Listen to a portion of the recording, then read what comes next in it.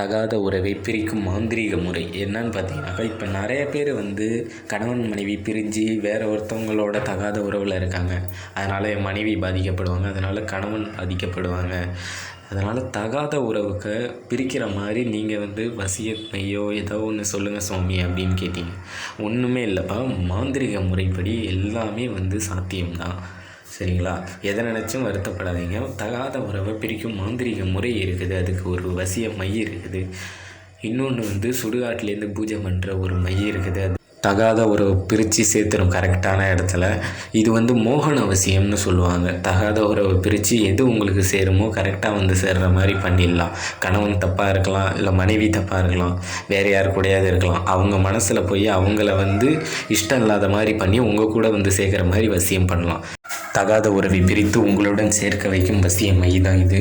ஏன்னாக்கா இது மோகன அவசியம், ரொம்ப பவர்ஃபுல். கால் பண்ணுங்கள், டீட்டெயிலாக பண்ணித்தரேன்.